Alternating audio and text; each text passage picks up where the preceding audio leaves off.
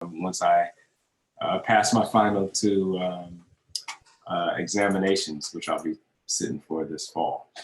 Uh, I'm also an urban planner. I am from and currently live in Detroit, Michigan, where I work for the City of Detroit's Planning and Development Department. And we work on a number of different projects across scales, from single parcels to entire parks to greenways, which encircle the entire city. So there's a lot of different variety in the to do now. And although it isn't in specifically the field of landscape architecture, I rely heavily on the education and the practice and experience that I have as a landscape architect to help inform how we do urban planning, or how I do urban planning here in the city of Detroit. I'll start with my youth. I was a very entrepreneurial young man. I was ambitious, and I always wanted to make money. And I've always been sort of energized to get up and go after it. My parents, specifically my father, taught me a lot about yard maintenance. So I started where a lot of people think the field of landscape architecture primarily exists, which was cutting grass and doing small planting gardens on my house, and then it branched out to neighbors who would pay me a couple of dollars here and there to cut their grass, do their leaves and things of that nature. And one thing that I have always enjoyed is seeing something grow. And so to have a number of different projects on my block, or to see immediate change, I'll say. And so to be able to go and beautify someone's yard and have to come up with solutions on the spot to how to answer the question of how could this look better. As a young man, as a teenager, just worried about buying Nautica jackets and Girbaud jeans and Jordans to go to school in. That was my creative outlet. And I sort of forgot about it, went to college for business at the University of Pennsylvania Wharton School of Business, where I tapped into a different type of creativity, which was my business mindset. And then I went and explored that as a career for a few years in New York, as many people do. But it was in New York where I started to feel stagnant creatively and started to yearn for some of the outdoorsy, hands-on type of projects that I'm so familiar with because of how I grew up here in Detroit. And it was at that time that I learned about the sustainable green movement, which people like Majora Carter and Will Allen and others were a major part of across the nation. And this movement was largely about creating more thoughtful urban environments. Some were parks, some were holistic farms, urban farms. A number of different projects that responded to immediate needs in largely Black communities. And so that sparked my interest, just reading about it and hearing about it from afar while I lived in New York. And I had the benefit of living on the same block as my grandmother, which is in Brooklyn. And she has a brownstone, which means she has a backyard. And so one of my very first projects, didn't know what a plot plan was, didn't know what proper spacing for plants or anything like that, but just having hands-on learned experience and knowing how to read, I and a group of friends addressed my grandma's backyard, planted a tree there, and tried to plant a bed of moss, which that actually wasn't a good idea in Brooklyn, but nonetheless, we got our hands on the project. And that was a light bulb moment for me, where a group of people could make a change for more or less a permanent site, like your grandma's house. It's always going to be there. So I learned about in that moment the intersection of all my creativity living in this field called landscape architecture. Learning how to design and impact change and understanding the systems, the larger ecological systems that are at play in the natural environment as well as the natural built environment, which is what us landscape architects get the opportunity to do. And so I went to the Louisiana State University School of Landscape Architecture, Robert Wright School of Landscape Architecture. I went at the time that Brad Cantrell was the director of that program. I believe he's now at Virginia.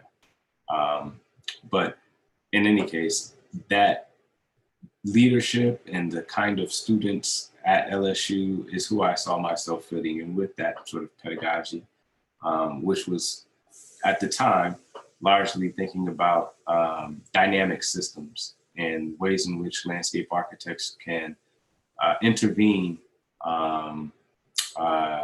with the dynamic system. And so we got into the thick of things, thinking about synthetics and thinking about responsive landscapes and responsive designs and using sensors and things of that nature. Real, techie kind of futuristic, Tron-like technology is how I would categorize my experience at LSU. But I was a little bit turned off by the culture of landscape architecture as a result of my time at LSU. And I think that has a lot to do with me being a Black man from Detroit. I had first and foremost a bit of culture shock moving from Brooklyn to Baton Rouge. Very, very different types of places. I, at the time, was not aware of organizations like I have the opportunity to serve on now, such as the Black Landscape Architect Network. But I didn't see a lot of people who look like me where I was or in the field at large. And the most scary thought to me was to go the traditional path of graduating from a program and working for a studio, working for a design firm. That terrified me. I think I'd like to hear a little more deeply, like what was so terrifying about that? Well, there was an intimidation factor, first and foremost, because of that lack of representation. Not a lot of Black people around, so there's not a lot of people who instinctively know how to get the best out of you and or to teach you in a manner that is more familiar with where you're coming from. And I will say, as a graduate student, it's up to you. You're paying that tuition. You should be motivated to go to school and learn what you got to learn, no matter who's teaching it and how they're teaching it. So, there's that level of responsibility, but not for nothing, it helps to have folks that look like you in the field that sort of set a target or a benchmark of where you might be able to be, and as mentors and things like that. So inevitably, I was able to connect with a man who was my mentor, and I think of him as a father figure to this day, Austin Allen, who was a professor. We met with him 2 weeks ago. You met Austin 2 weeks ago, yeah. That he is my mentor. He is, I love him. So him and his wife, they're my parents in this here profession. Because he just we only got to be with him about 20 minutes because we kind of messed up. Like, wait, what time zone are you in? But yeah, he's in Central Time. Yeah, so we messed that up. But anyway, we got to spend 20-25 minutes with him, and it was just delightful to be with him even that short amount of time. He's an amazing man. He's an amazing man. So, but he was the one guy, and I will give him his flowers and credit in that one man opened the door to, Doug Williams. Austin Allen is who introduced me to Doug Williams and Glenn LaRue Smith and so many other people who are in this profession or adjacent to this profession with respect to landscape architecture. But I digress. That's the kind of the reason that I was turned off by the traditional straight path of going to a program for a specific thing, graduating, and then going to work for somebody who does that specific thing. And what happened was, by divine intervention, Austin Allen and then professor at Tulane University, Maurice Cox, who's the architecture dean of their architecture program, wrote a grant for a cultural development plan, cultural master plan in New Orleans for the New Orleans Mardi Gras Indians. Can you say the name again? Did you say Maurice Cox? Yes, I did. I said Maurice Cox. And so these two gentlemen wrote a grant together, the LSU Tulane sort of collaboration. And the aim of the project was to develop sort of a master plan for this cultural campus that would be in Central City, New Orleans. And it needed a project manager. And Austin Allen knew just the guy for the job and recruited me to be a consultant on that project. And it ended up inspiring me. And I walked into and created a role of program or project manager and did that for 2 years while I lived in New Orleans. That resulted in a $500,000 grant, which they were able to then use from Art Place America. So they were in the New Orleans Mardi Gras Indian Council. I was able to use to construct and leverage more funds and support from the city of New Orleans to build their cultural campus. And so they have 2 properties that are on the LaSalle Boulevard, or LaSalle Street in New Orleans in Central City. And just during the pandemic, just before the pandemic started in March of 2022, they had their grand opening. And so that was, 3, 4, 5 years in the making, but that was very much my work. And I had a great hand in that work, I should say. And while it wasn't landscape architecture, you've got to believe I used every bit of software that hey, I'm sorry, my dog is excited. We have some roofers doing some roof work today, and she's going through it, but it's okay. Can you calm down for me for about 30 minutes or so, maybe an hour? Can you just cool it? I'm sorry, guys. So sounds very empowering, just to be able to go into a situation like that and essentially create your own job and your own responsibilities. Yeah, it was the right time in my life to show me what was possible, other than what had been laid out as the path that I should be taking. But I will say that once you've learned how to draw a section and how to design and plan, and the relationship of plant spacing, and what type of materials you need to put down for subgrade before you can actually put a path down or lay concrete foundation, those thoughts never go away, or at least not for me. And so I yearned to do design projects and have projects that were built, with my hand in that manner. And so again, I come back to the intersection of my interests being kind of me following God's direction to say, all right, this is the next thing to do. And so at this time, I was recruited by Spackman Mossop Michaels, which is a landscape architecture firm based in New Orleans, to come on as a designer, but also as someone with business experience and relationships in Detroit, to open an office, a satellite office, or another office, I should say, in Detroit. Because at this time, there was a lot of public realm work being offered through city RFPs for landscape architecture firms to come and do master planning, to come and design parks here. We were in a real renaissance, and this is led by another name that I mentioned earlier, Maurice Cox, who had joined the city of Detroit as the director of the planning department. So these 2 big names that recruited me to kind of do this thing that felt intrinsically natural to me, right? A cultural master plan. I'm a videographer, a photographer, a designer, and a business guy. And ultimately that, helped the Mardi Gras Indians. Now these same gentlemen, are at the other end of things in my hometown, inviting people like me to come back to do work. And so this firm hired me, and I worked there for a number of years, from 2016 2015 to 2017 or so, or 2018, sorry. And had a great learning experience before it was time for us to part ways.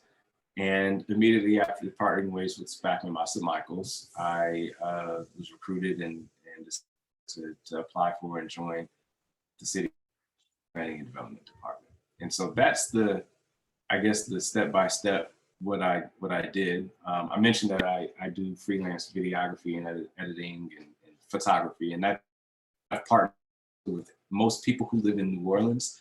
Most people who live in New Orleans are really creative and have a couple of different ways of making money, and whether it's music and art or working in a restaurant and doing some sort of art.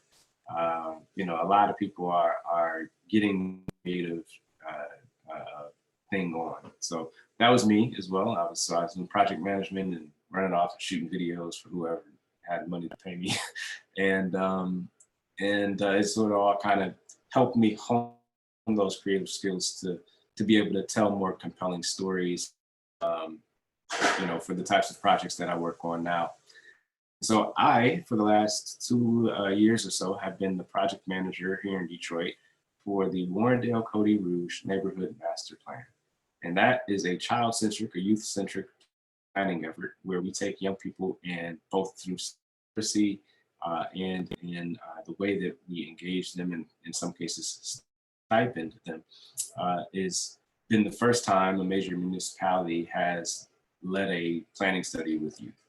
And so these milestones in my life are really because I've decided to follow what was interesting to me and to try to, you know, do as professionally as a job as I can based on what I've, you know, learned and observed working in the field, to all of them. And I think as it stands now, I don't think it's fair to say I'm done with landscape architecture. I'm not. I'm actually kind of just getting started. But I'm getting started by pulling all these other external inspirations into the pot. And so hopefully this December I'll be passing my section 3 and 4 exams. And it's been a long time coming. I graduated in 2014, so I could have been sat for that for a while ago. But you know, 2021 is just as good a time as ever. So I think that's the arc of what my career looks like. I'm married to one of the most like amazing landscape architects that I think I've ever known of. Her name is Ujiji Davis. Actually, her name is Ujiji Davis Williams. And we saw in the video. Yeah. So she's that's my wife, and so you can imagine that we kind of don't turn it off. There's a lot of design talk going on in our house all the time, but it's fun. We have a good time. So, you know, God willing, in my future, there's some work for us to do together, and we can both put our thumbprint on something. Yeah. Wow, what a great story. Thank you so much, Manny. Thanks for asking. One thing that occurred to me was that I'm not sure if all of the folks in this class are necessarily sort of familiar with what has been going on in Detroit and kind of the rebuilding and just how devastated so many of the neighborhoods have been. I wonder if you could just maybe give us a little bit of a background story about what's going on in that neighborhood and why your work is so needed. Sure. So is everyone, just raise your hand and nod your head, are you guys familiar with the mortgage crisis back in 2008? Yes? Yeah. Okay, cool. So we've got the mortgage crisis going on around 2008. Simultaneously, Detroit was double impacted by the fall of the Big Three. Big Three being the three American brand automakers that are all based or headquartered here in Southeast Michigan. And so that's Ford, GM, and Chrysler. And so we experienced a decline in home ownership because people couldn't afford to pay their mortgages They left the city and went where they could find, affordable housing to rent. This left a number of homes vacant. And over the years, when there's no one there to steward a house, to take the leaves out of the gutter and shovel the snow, the house begins to deteriorate. And what that leads to is a blight situation where now you have overgrown trees and sidewalk is broken up and all things that make it unpleasant to live next to. The house needs to now be demolished, or else, bad activity, we'll call it, might end up happening there, and it becomes an unsafe living condition. And this is the story on almost every block in the city. There are many neighborhoods that are in more affluent sections of the city don't have this problem of a blighted house that needs to be demoed, but by and large, most neighborhoods do. And so now we have a scenario where the city is full of vacant land. We've, in more recent years of our mayoral administration, had to apply for and put out proposals for residents to vote on federal money to do the work of addressing the blight through demolition. And so that means we're creating more vacant land in a city that's 139.9 square miles big. We're creating more vacant land almost necessarily because we have to. And that creates the opportunity for designers of all different fields, but specifically and especially landscape architects, to answer the question of, well, what do we put there next? What do we do once we've created all this open space within a city where people still live and need to have their trash collected? And if they call the police, they should expect them to come and be there in a decent amount of time. What do we put there?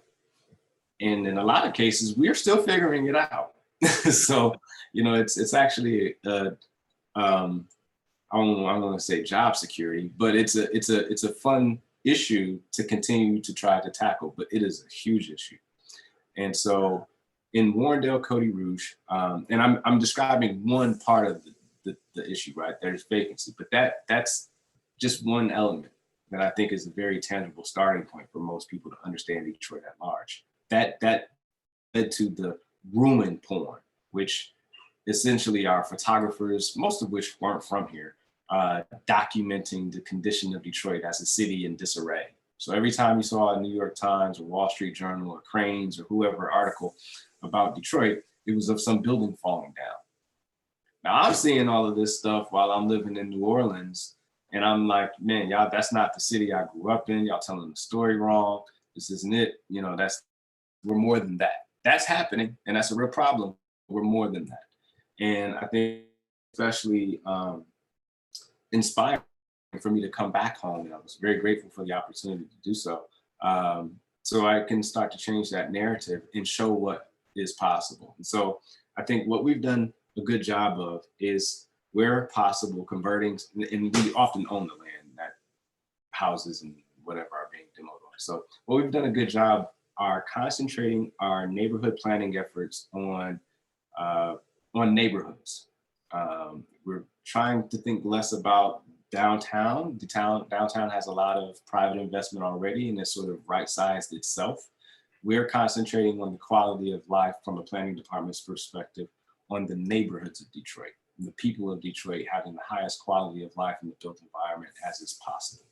And so one project actually I had an opportunity to work on as a consultant, and now I get to see it sort of finalized as a city planner, is the Ella Fitzgerald neighborhood. And so this neighborhood has seen investment of a streetscape corridor where not only road infrastructure changes have been planned for and are now underway, but private developers, African-American developers, have been, we're working with them to open up new businesses on 6 Mile. We were able to amass a series of vacant lots, and through them build a mile-long greenway that connects, or half-a-mile-long greenway that connects an early childhood education center at a former college to an existing college, University of Detroit, through a park. So a greenway in a park, all in one, connecting two different, ranges of education, young people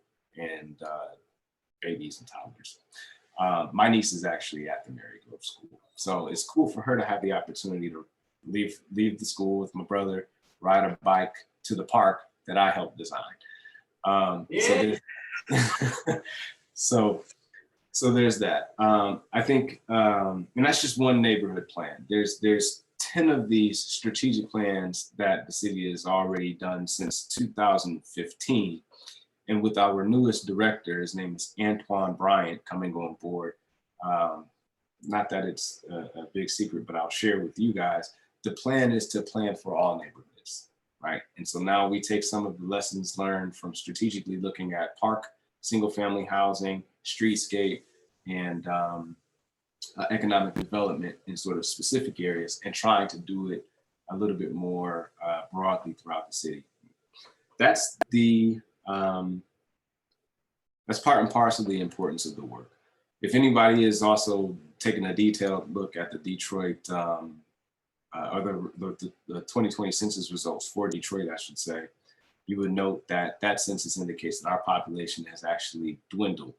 And while we are contesting the results of that census, the importance of that is because it exacerbates the condition that I described earlier, where now you have less people still living on a city block, all needing city services. And so this is open space, this is vital space, these are the built environment. And I don't want to quiz you guys, but what profession deals with that? That's us, that's landscape architects. So, for me, it's just fascinating to be at the right place at the right time, interested in these issues naturally, and seated at, a position of power. Government is seen as power. And whether or not I'm the mayor, I'm in meetings with the guy. What I present to him is something that he has to react to. So it's up to us to force the conversation of what the ecologically sensitive thing to do is, what the culturally appropriate thing to do is, what the design move that enhances the potential for other developers to want to come into the space and piggyback on what the city's investment is. Those are all issues that we as landscape architects get to tackle. So I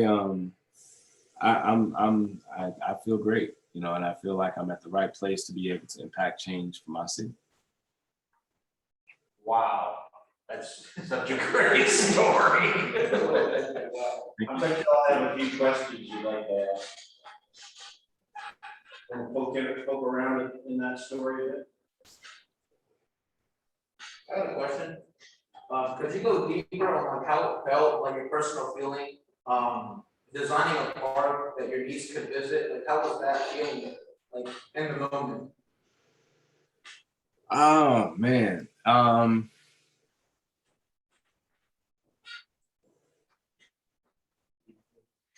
I can't describe it, man. I can't describe it. And actually, before my niece was born, my youngest brother had an opportunity to come to that park, and we had an artist who was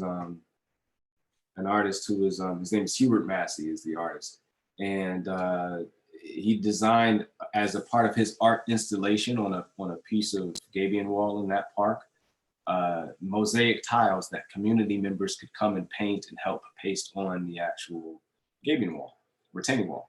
And my brother got to come and put his hands on the project. So nobody ever knows when you say you do landscape architecture, my dad still doesn't know what I do.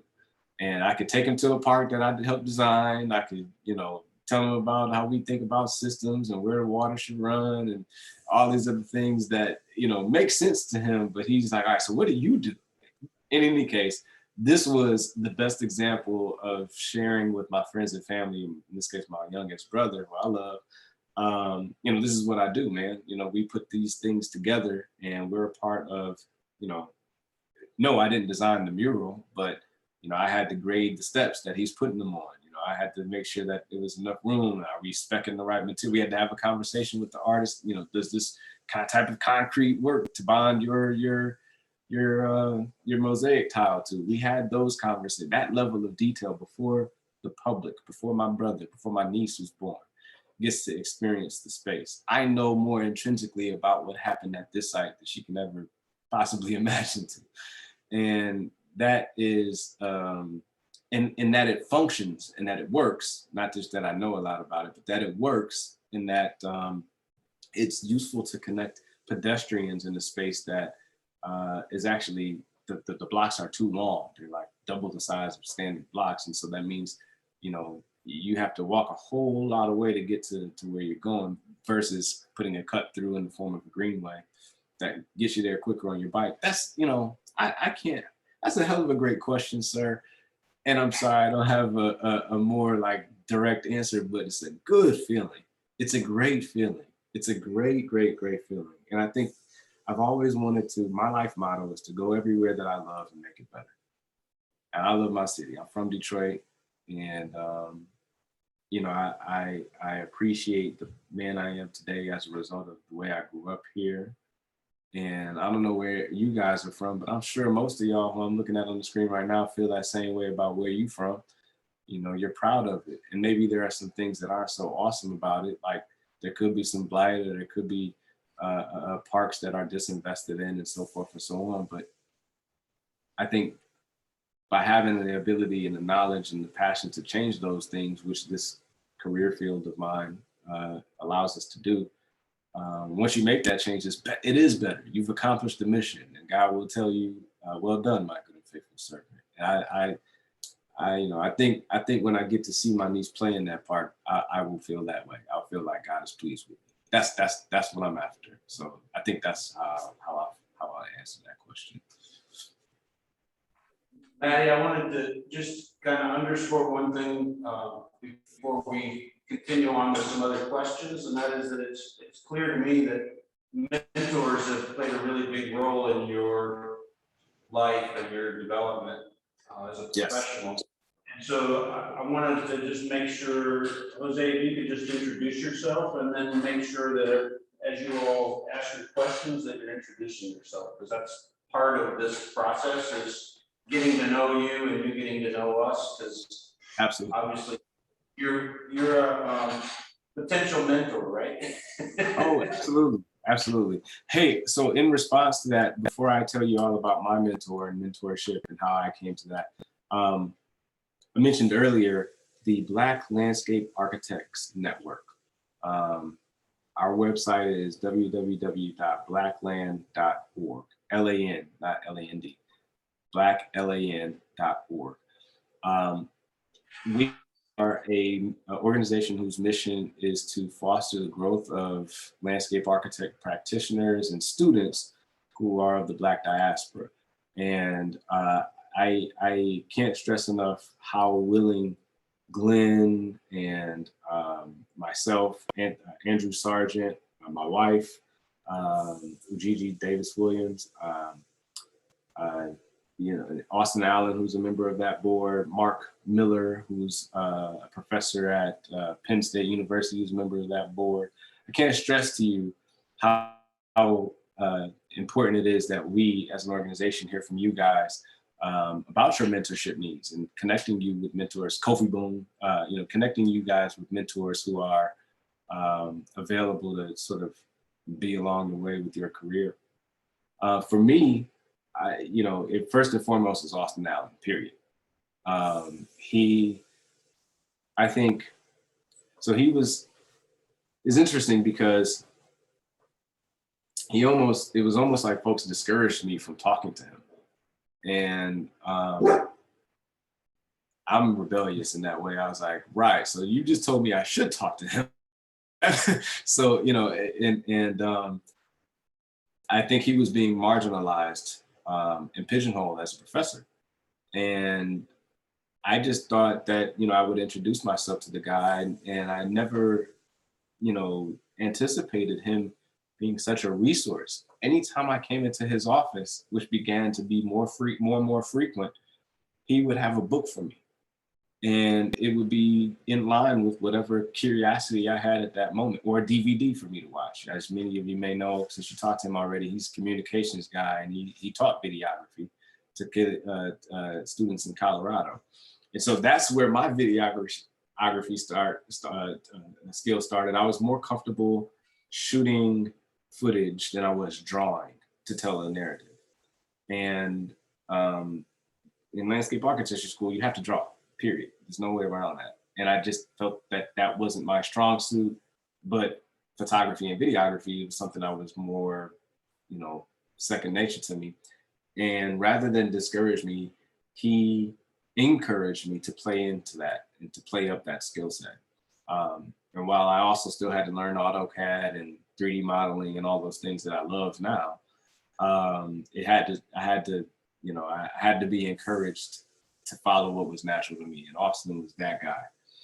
And I just too many meetings and resources and introductions to important people to count, you know, how instrumental he has been in my sense of confidence.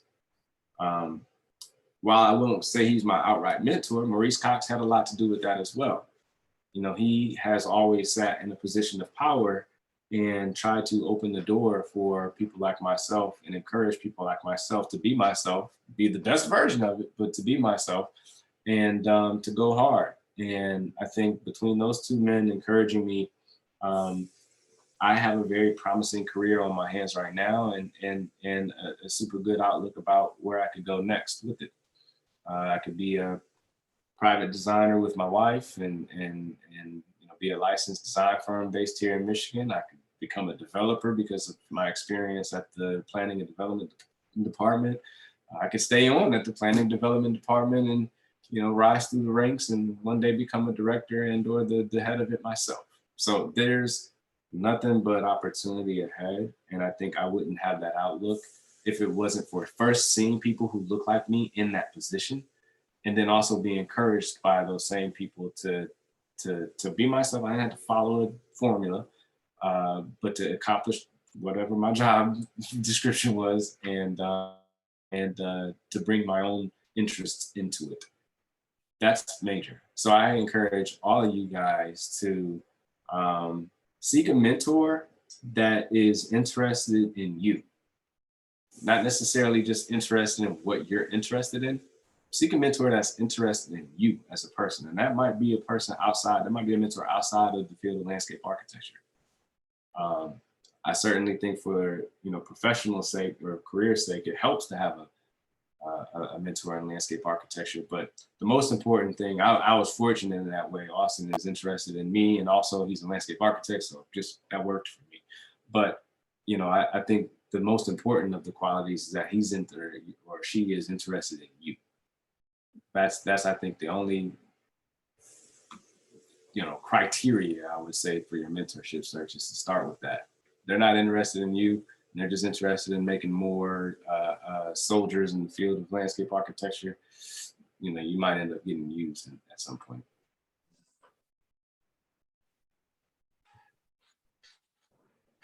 Joe, thank you. Hey, what's up?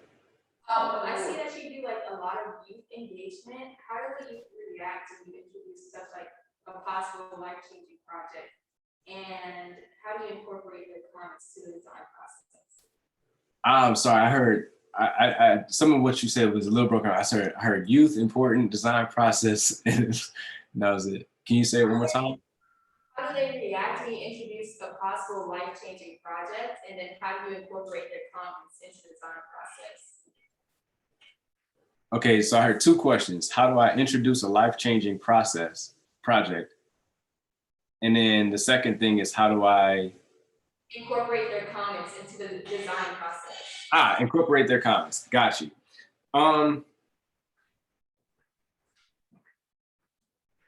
That's a great question. How do I introduce a life-changing project?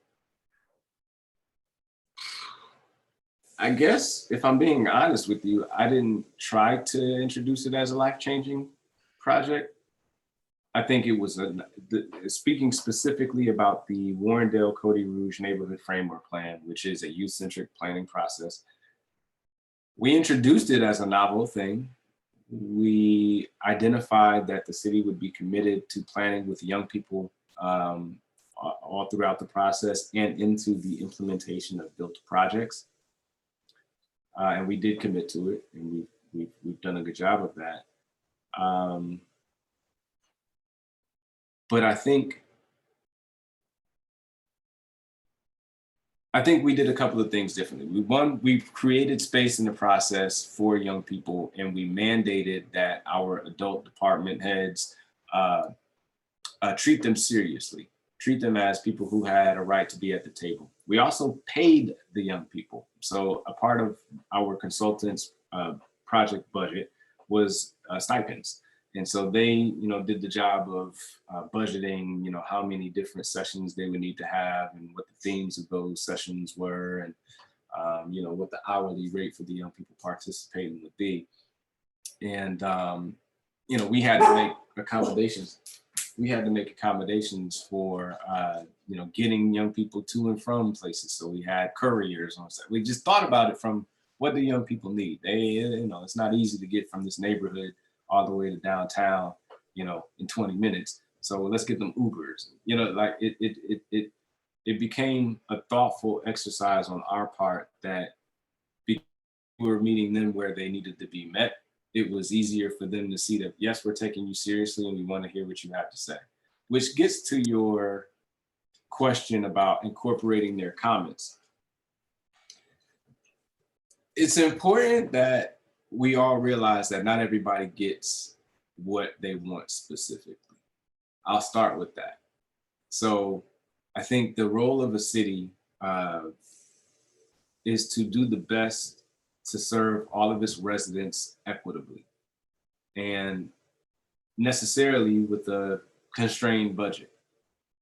So that means that we have to make the wisest choice possible with the money that we have for the greatest possible good. That began to be a tricky thing in this planning process as it relates to, let's use the example of a park development. Who uses parks?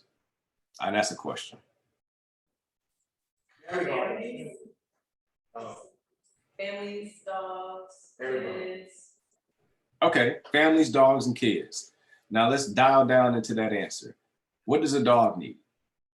He needs a lot of stuff. Grass, sunlight, a large open area, maybe a fence. Okay, that's a dog. 4 things for a dog. Who's in this family? It can vary. 4 people. 4 people in the family. Okay. And I'm gonna assume they all ain't the same age, right? We can assume the mom and dad are probably close in age, but what about the kid? 1's 2. One, 1 is One- 8. 1 is 2. Yeah, I heard 8 and 2. So a 2-year-old can't play on the same equipment that an 8-year-old can play on, or can they? I don't, let me not say it, but I'm gonna tell you what they can't. So what we have now is a unique scenario where you have at least 4 things you need for a dog. You need play equipment that satisfies a 2-year-old's needs, as well as play equipment that's appropriate and safe for an 8-year-old. And they need to be spaced in such a way where there's enough room, enough fall space, and padding on the ground. I'm assuming we haven't said nothing about what the parents may need, but they've been out with these kids walking around this park all day. It's hot. They need water and a place to sit in the shade. So now we need trees and a bench and a concrete pad. And now you can start to see that these are all, 10 elements, which are important things to have based on the demographic that you're trying to serve, all have to work together. Now, put on top of that, we're planning from a kid's perspective. It becomes a scenario where maybe the parents in the scenario, or maybe the parents' parents, the grandparents who are just in town, start to feel like, oh, well, what about me? If you're planning from a youth perspective, are you gonna have stuff that I can relate to? And that became, to the young lady's question, that became a difficulty in trying to communicate. This is all that we heard. These are all the people that we understand we need to serve. And these are the dollars that we have to do. So we're gonna build a basketball court and a skate park. Now you can immediately think that, oh, what about the dogs? Or what about the old people? And that becomes a design challenge that most every designer has to deal with. The whatabouts. And did you think of these? And is this gonna work? Or is this too deterministic for too shallow of a crowd? The way in which we got around that problem or addressed that problem, I should say, we didn't get around it, we had to deal with it, is our young people presented in each of our 4 public meetings. They presented the idea of what a neighborhood plan is. They presented some preliminary concepts. They presented when our designers and consultants came up with revisions based on public feedback. And they also told the community in the 4th public meeting, they actually did present. They were present, but I had to present that. But then now they're actually working with city departments to get some of this stuff built. And I think having citizens, specifically young people, be active participants in that part, the building, the implementation of these projects. I think there comes a sense of ownership and pride that transcends the actual design form. When you get to build it with the city's Department of Public Works or General Services Department, i.e. Parks and Rec, you start to feel like, oh, this is us. This is not those people building something for those other people. This is us. We're doing this, and we decided this. And they start to see the importance of, okay, well, you know, we need to serve our elder community with somewhere to sit, or with paths that are wide enough for them to have a walker on and feel comfortable sharing a lane with someone else who has a walker. Or we need to, if you're the older person, we need some place for our young people to play. They're too cooped up in the house because of this pandemic and whoop, whoop, whoop. That becomes the moment when you are building with your community and they're seeing the project take place and take form, and they're out with the artists helping them envision what the thing becomes. That's when the ownership is a little bit off of, you didn't hear our feedback or you're not doing it with us. And becomes a moment of, well, what could we do in this scenario? And then the engineer says, oh man, that's not possible. And you know, then it's different. It's off your back. And they're part of the decision-making chain. And there's the both technical expertise, but also the city dollars to back what it is that we're talking about. So I hope I answered your question. It's kind of, for me, I find a difficult question to answer because ultimately I got to be real with you. Every piece of feedback isn't a piece of feedback that we can, positively build something with, either from a budget constraint perspective or because there's already a different community vision at play. Matt, could you just talk a little bit about how you identified and selected these young people and how old they were? Sure. Actually, we didn't select them. So we were able to co-opt an existing youth group. And so the Cody Rouge Community Action Alliance is a nonprofit that's based in our planning study area that has a youth group. And we approached them before the planning project started to say, we would like 10 to 20 young people to be involved with this process from day one till it's done. We're gonna try to pay you. Can we have active time on your agenda? And we worked it out that way so that we basically co-opted an existing youth group. Now that we're in the implementation phase, think about young people, especially seniors in high school, they age out, and we got to replace that crop. But now we have a rapport with the Cody Rouge Community Action Alliance, and they understand the mission. And so they're out recruiting for us now, young people who live in the neighborhood. And because of their reputation and their expertise and their programming that goes beyond what our objectives are, there's something to keep those young people interested in becoming members of this youth council. So, it's a beautiful, I think, story about how the city is able to work with local DCs and local nonprofits in a way that builds capacity. So we strengthened their program, they strengthened our program. Now they're out recruiting with a lot more firepower behind them. Beautiful. Hi, I'm Jeffrey, and my question is for the neighborhood framework plan. I was wondering if you had a favorite project that is being implemented into the neighborhoods. A favorite project? Oh man, I would say that's a good question. Thank you for asking. Did you say your name was Jeffrey or Dustin? I couldn't. Jeffrey. Jeffrey, that's my brother's name. All right. Yeah, you got a dope name. So I think I actually would say that there are 2 projects that I would call my co-favorites. And the reason is that we are modeling these programs after former city programs, but we are implementing them with local CDCs. So we are essentially funneling money from the strategic neighborhood fund to the local CDC after they've applied for it in a grant proposal, and allowing them to execute this program with city guidance and oversight and whatnot, but in a way that they're able to hire staff to accomplish it. They're putting their name out there and their reputation out there and helping to phase what the projects looks like. Now, I said that first so that I could say these projects are sort of still in development. We hope to be live with them and announce them publicly soon. Maybe just, don't go running writing articles about it just yet, but an art mural program that the Cody Rouge Community Action Alliance youth will be helping to lead, along with professional artists who apply for the right to paint on these buildings through a request for proposals. And then a building facade improvement program, which is, both of these are modeled after things that the city has had done itself before. But the facade improvement program is needed because we don't have, in a lot of our commercial corridors in these neighborhood plans, we want to activate commercial space and we want to bring new businesses, attract new businesses, and strengthen the ones that are there.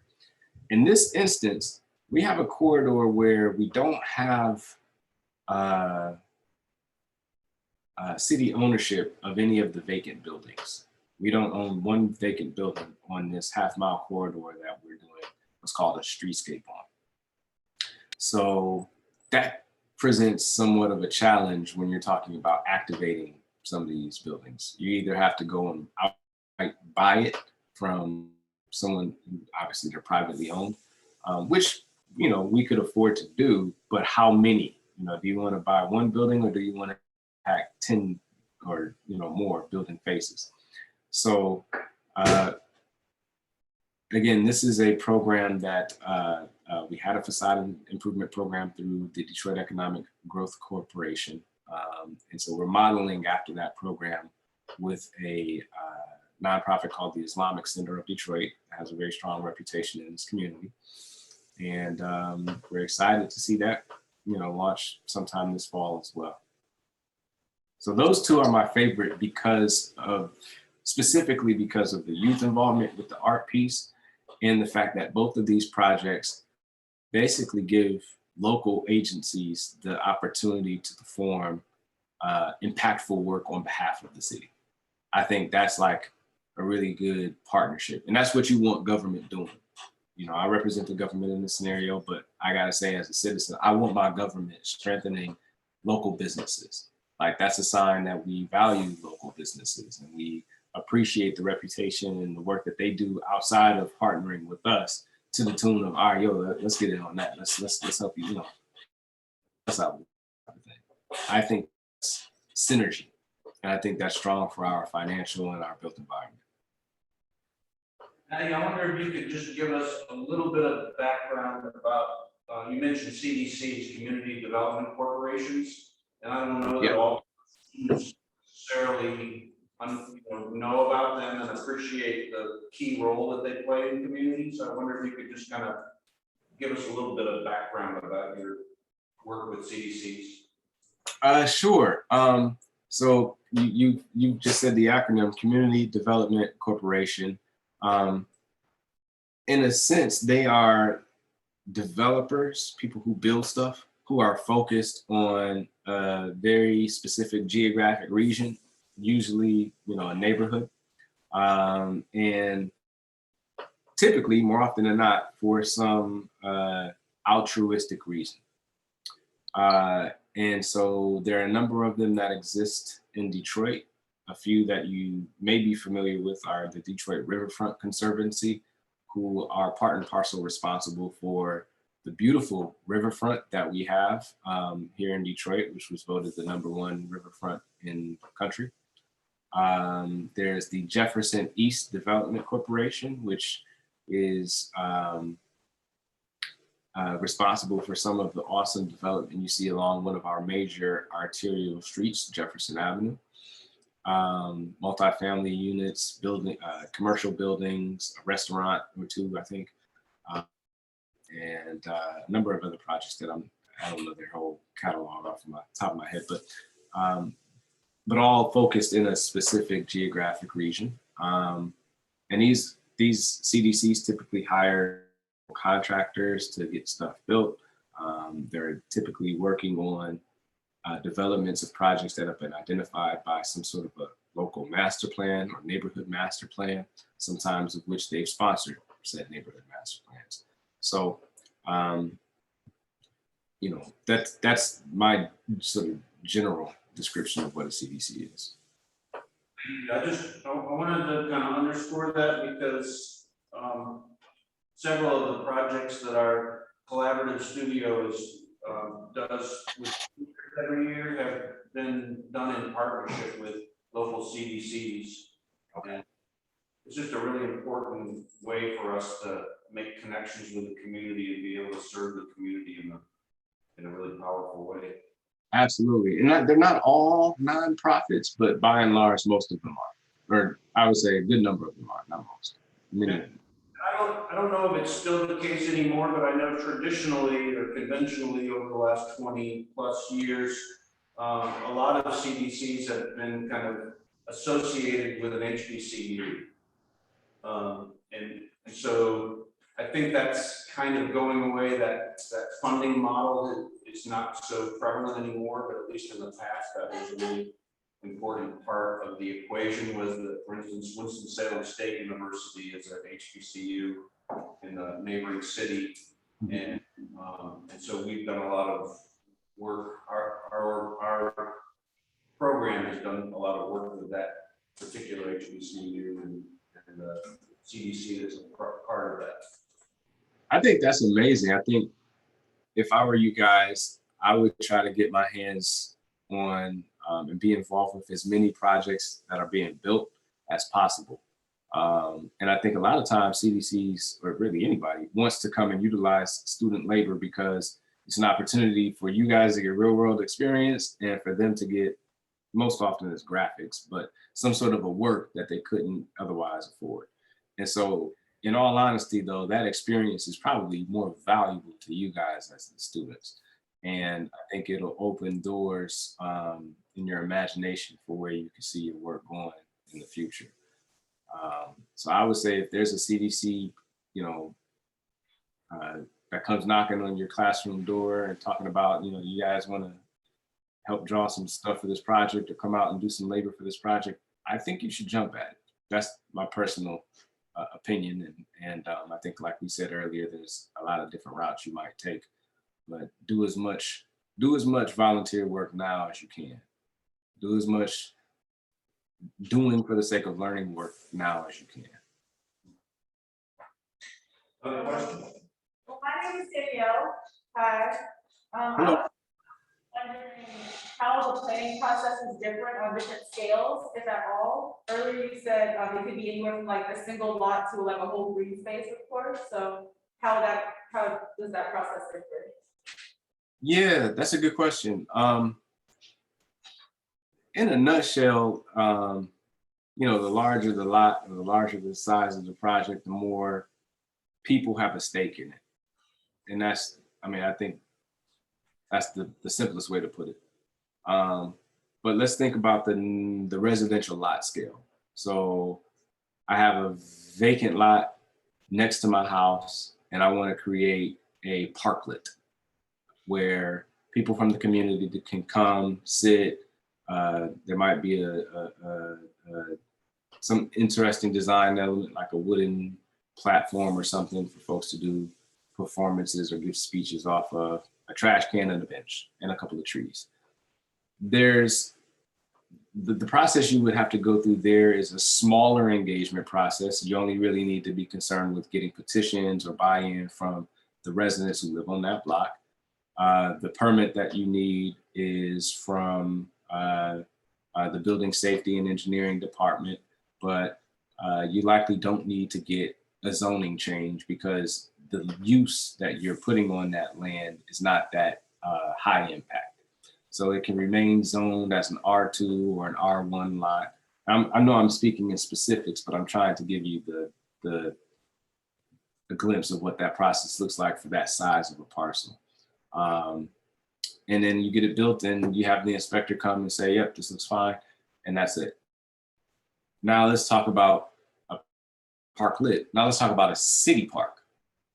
So I want to put a park on a lot where it's not a lot, a block where an old school building used to be, but because of the disinvestment in the neighborhood and population has now gone away, and the young people have gone away with it, so forth and so on. The school falls into disrepair, it has to be demolished, and now I have a brownfield. Well, I got to talk to a lot more people. I don't just have to talk to that one block that's across the street. I have to talk to the residents, all the residents, and the circumstance of that park, who actually might be drawn to it to use it. So first and foremost, my engagement audience is larger. In terms of city agencies, now it's not a private contractor who is coming out to build this thing just willy-nilly. We have to put out an RFP, which means that we have to solicit multiple contractors to come and give us a bid, and we typically have to go with the lowest bid. Then there's a city council approval process because we're spending more than $20,000. So now you got to have city council involved, and just the number of people who have to sign off or give their opinion or tell you no or do it differently is greater. And so that's one of the ways in which the scale is different. Obviously, budget is just obviously the more land you have amassed, and the more money it is to move the dirt around on said land. Cost per square foot is a real thing. So the cost per square foot for a whole block is multiple larger than the cost per square foot for a lot, a private lot, just one residential lot. Yeah, so I think that's a pretty good answer to that question. Is necessarily more people have to be involved, the larger you get.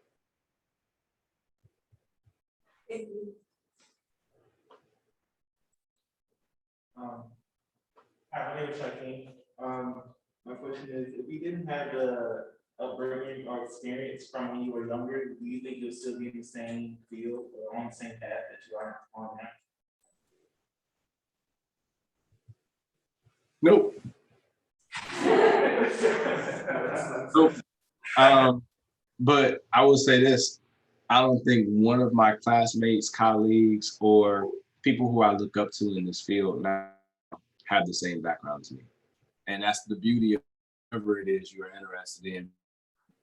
Doesn't matter what your story was, and, what led you to it. Did you act on it and like it now? Are you passionate about it now? Is this really who you are now? And if the answer to that is yes, then you're in the right place. And so I'm suspecting that maybe I have that background in common with one of you or with two of you. Somebody used to cut a bunch of grass when they was young. But on that, most of us probably have very different stories of why it is we're interested in landscape architecture, and that's important and needed and good, and I'm glad for it. So I think I am able to very clearly see my lineage and how it got me to what my career is. I think that you could probably do the same for yourself, to answer the question of why you're sitting in that chair today. And if you can't, that's okay. If you can't, if you don't know how it is that you got to be a landscape architect major at NC State, that's all right. I think that's your challenge to define going forward. Is why am I doing this? Why is this important to me? But if you can't line up, you know what? I used to do this, that, and the third, and that's why I'm interested in open space and the built environment. That's okay. That's quite all right.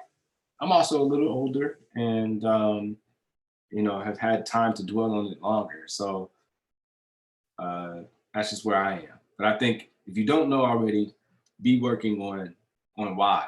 Answer your own why in your own way. Don't let anybody tell you that your why is not good enough. I've had professors tell me, I don't think do you really want to, is this really it? Maybe there's something else you want to do. I remember, I won't name them, but I remember when I was a graduate student, multiple times professors questioning whether or not I was in the right place. I'm like, yeah, are you? I know I'm supposed to be here. So that's been me. And it's going to be different for you. And I encourage you to embrace the uniqueness of your experience. Thank you. I have a question. My name's Jose. I was on with the first question. What's up, man? What's up, Jose? How do you think your mentorship or like you having Austin as your mentor, how do you think that has affected your career path, and how do you think it would be different if you would have never met? Confidence, confidence, confidence, confidence, confidence, confidence, confidence, confidence. And I believe that it's important to have somebody being that wind beneath your wings. Somebody who encourages you to keep pushing that idea you have. It's not stupid. You just got to think it through more. Here's a book. Go watch this hour-long DVD. There's probably only 1 minute of it that you really need to see, but go watch this 2-hour-long DVD and do it when that person says to do it, and come back to them and have a conversation about it. And that's me and Austin's relationship. Yeah, give me a book or give me an assignment, or I come to him with a, hey, Doc, what you think about this, that, and third? I call him Doc. You know, hey, Doc, what you think about this, that, and third? And he'll say, oh, you know what, Maddie, nothing's new under the sun. He's probably thought of everything that I could think of already twice. And, he'll tell me, oh, you know what, you should check this out. And then I'm off to the races checking it out. And, weeks or months later, then I have a more baked idea, a more thorough idea. And why I say confidence so much is because he doesn't laugh at me or call my ideas stupid or talk down to me. The man encourages me. He always has. I'm getting emotional thinking about it. But he has always encouraged me to follow through. And in the act of following through, you learn what you're talking about more. That thing that was curious, God gave you that seed of curiosity for you to grow, for you to nurture, for you to let it mature into a plant that bears fruit in its due time. It's on you to be the gardener. But that's ultimately who Austin was for me, is a guy that showed me how to water the seeds. And now I know how to do it for myself, and I can mentor others and show them how to do it for themselves. But he every nugget of the idea I had, him and my father both, my dad's not a landscape architect, so I'm trying to keep this germane to people in our profession. But the two of them, no idea is a bad one. All right, let's talk this through. Let's think this out. And Austin, from the landscape perspective, just always knew, what precedents to put in front of me to get me going and to ask better questions about those things I was interested in. But that's, for me, is confidence. It's now the point of a mentor, and even parents, are to put themselves out of a job. To raise you, to get you to the point where you don't need them. And I think if they've done their job well, you're always going to want to need them because they're good at it. So I give those two men credit, but specifically with landscape architecture, I give Austin a ton of credit for showing me how to follow through on what I was curious about. And I think it helps that he was a landscape architect research and methods, like for your thesis. That was one of the classes that he taught. So naturally, the way in which he would encourage me was like in how to do good research. And I think that skill serves me well in both business and in design. So, yeah. So I have a question. My capstone project, I plan on engaging kids in my design. What would you say is another strategy for engaging kids? Because I know that you were saying to like paying them, and so I can't do that. So what would you say is another strategy to get them actually engaged?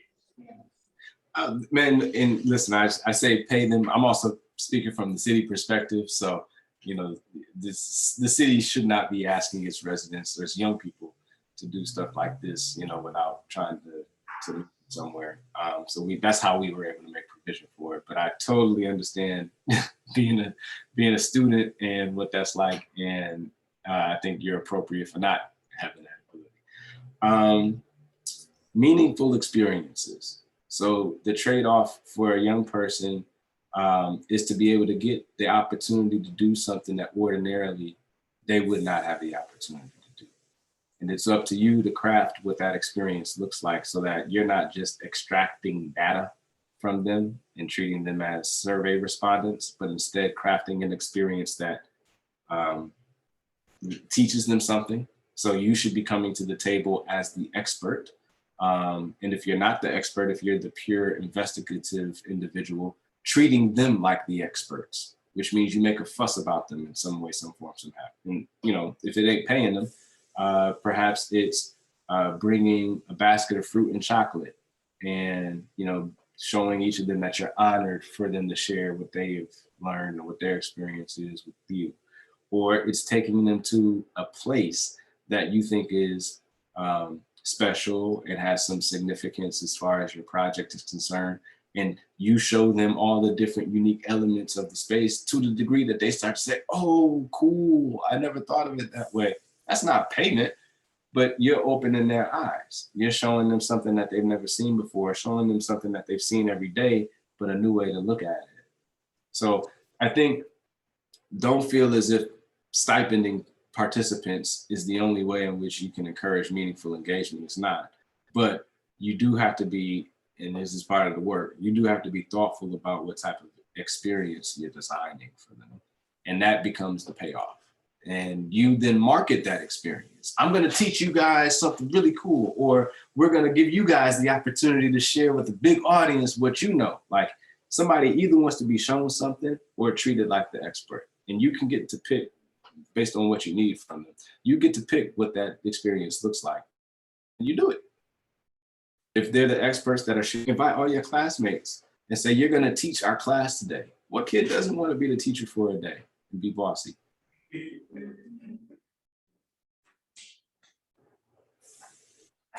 hi, my name is Armanda, and this question is going back to your project, your park project. What was the most challenging process? You said what was the most arduous process? Most challenging process. I'm sorry, which park project? Most challenging part of the park project. Oh, the park analogy.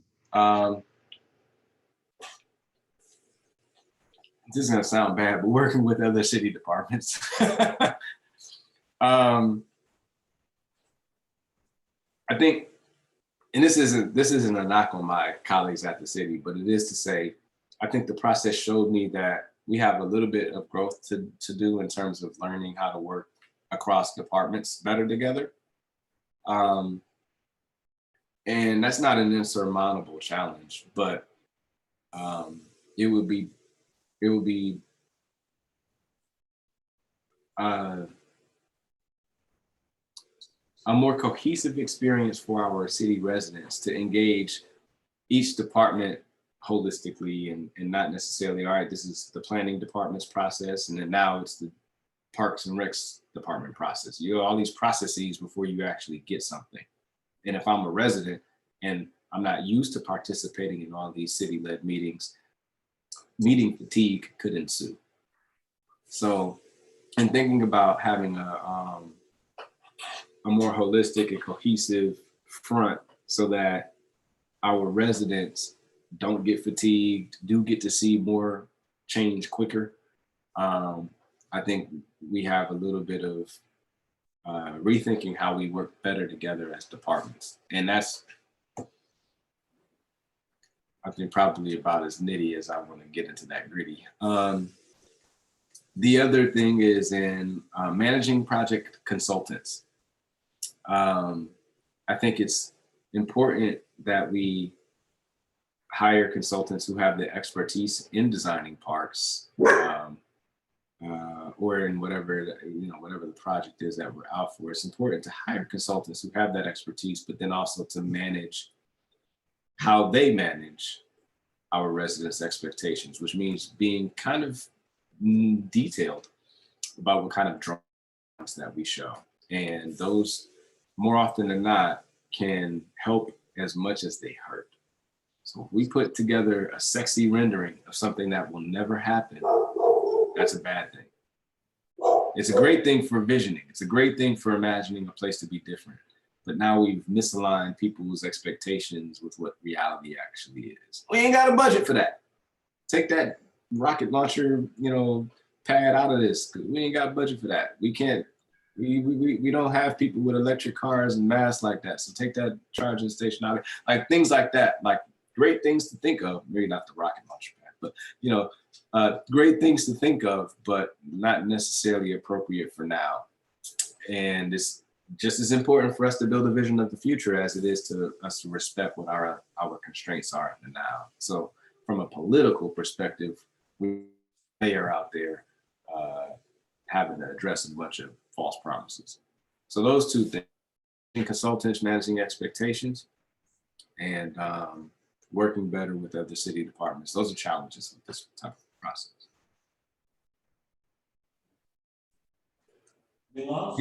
These are awesome questions, and I'm very thankful for them. They're causing me to be honest and take a moment to pause. So if you hear me not speaking for a second, it's because I'm trying to think,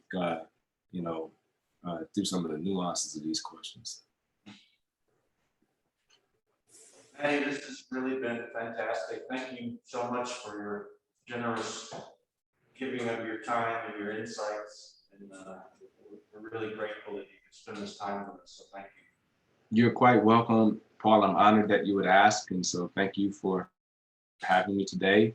You guys have my contact information, and I would also encourage you, if you're seeking mentorship, I'm going to steer you through the blackland.org as a place to look for it. But feel free to reach out to me as well. Thank you so much. Great. You're quite welcome. Everyone have a blessed day. I look forward to seeing you along the way in your careers. I'll say to this, man, we need more of y'all. So step up. All right, thank you.